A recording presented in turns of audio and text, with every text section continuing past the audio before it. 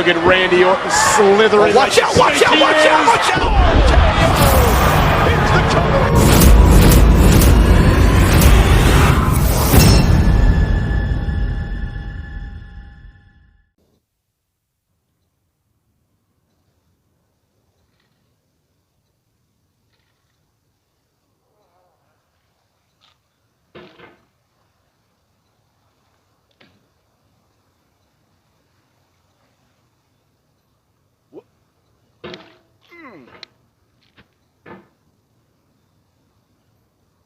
There's no feeling more intense than starting over.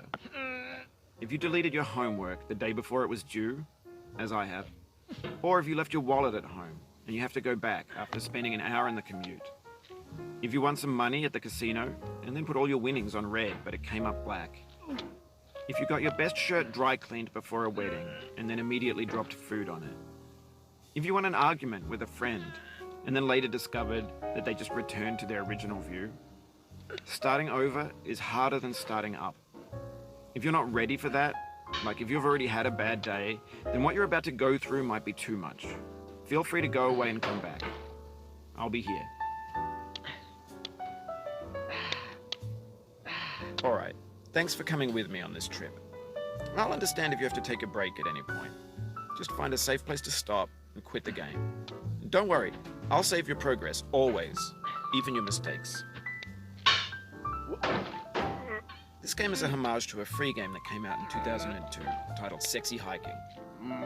The author of that game was R.K.O, a mysterious Czech designer who was known at the time as the father of B games. And B games are rough assemblages of found objects. Designers slap them together very quickly and freely, and they're often too rough and unfriendly to gain much of a following. They're built more for the joy of building them than as polished products. In a certain way, Sexy Hiking is the perfect embodiment of a B game. It's built almost entirely out of found and recycled parts, and it's one of the most unusual and unfriendly games of its time. In it, your task is simply to drag yourself up a mountain with a hammer. And that act of climbing, in the digital world or in real life, has certain essential properties that give the game its flavor. No amount of forward progress is guaranteed. Some cliffs are too sheer or too slippery. And the player is constantly, unremittingly in danger of falling and losing everything. Anyway, when you start Sexy Hiking, you're standing next to this dead tree that blocks the way to the entire rest of the game. It might take you an hour to get over that tree, and a lot of people never got past it. You prod and poke at it, exploring the limits of your reach and your strength, trying to find a way up and over. And there's a sense of truth in that lack of compromise. Most obstacles in video game worlds are fake. You can be completely confident in your ability to get through them once you have the correct method or the correct equipment or just by spending enough time. In that sense, every pixelated obstacle in Sexy Hiking is real. The obstacles in Sexy Hiking are unyielding, and that makes the game uniquely frustrating. But I'm not sure R.K.O intended to make a frustrating game. The frustration is just essential to the act of climbing, and it's authentic to the process of building a game about climbing. A funny thing happened to me as I was building this mountain.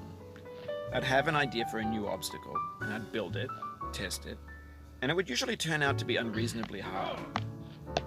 But I couldn't bring myself to make it easier. It already felt like my inability to get past the new obstacle was my fault as a player rather than as a builder. Imaginary mountains build themselves from our efforts to climb them, and it's our repeated attempts to reach the summit that turns those mountains into something real. When you're building a video game world, you're building with ideas, and that can be like working with quickset cement. You mold your ideas into a certain shape that can be played with, and in the process of playing with them, they begin to harden and set until they're immutable, like rock. And at that point, you can't change the world. Not without breaking it into pieces and starting fresh with new ideas. For years now, people have been predicting that games would soon be made out of prefabricated objects, bought in a store and assembled into a world. And for the most part, that hasn't happened, because the objects in the stores are trash. I don't mean they look bad or that they're badly made, although a lot of them are. I mean they're trash in the way that food becomes trash as soon as you put it in the sink.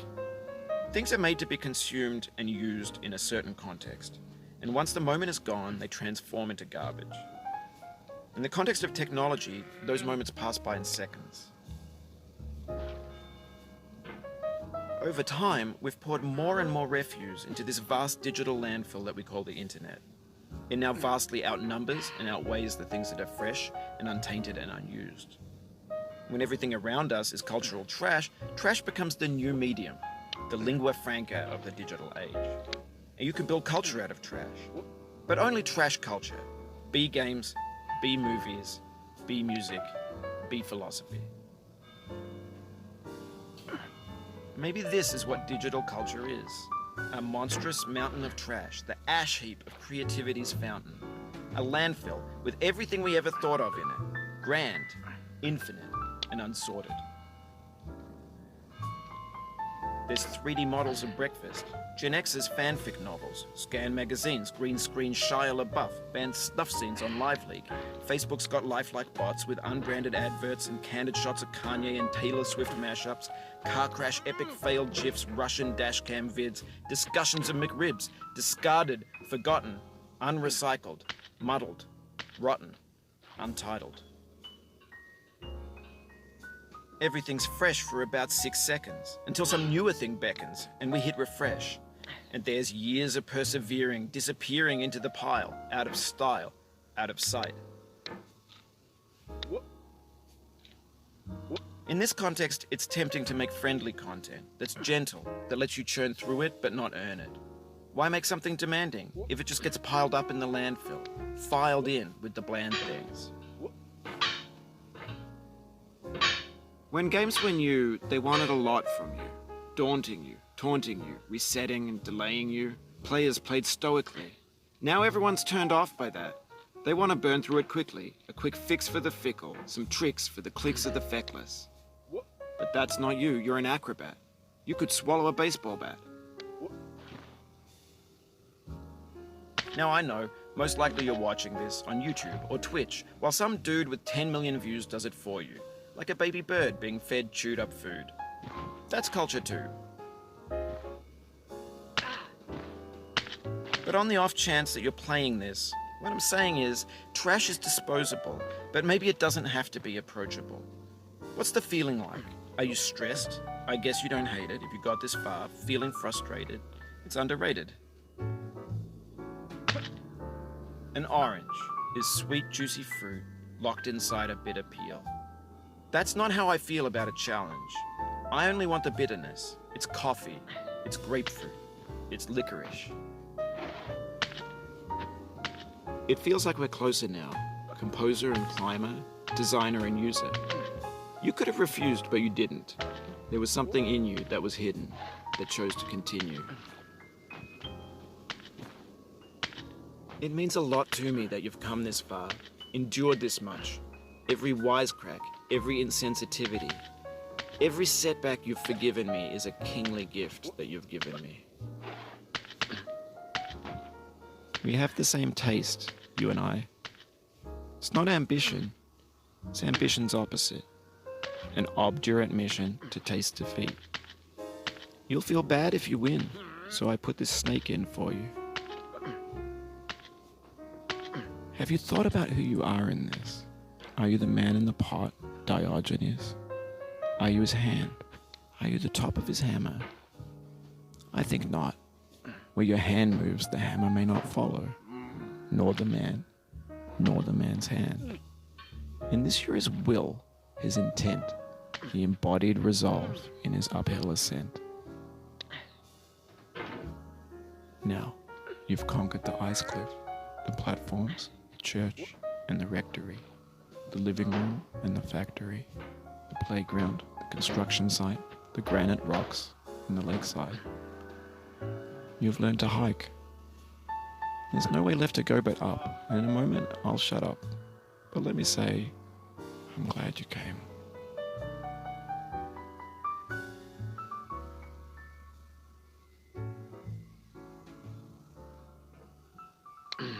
I dedicate this game to you. The one who came this far. I give it to you with all my love.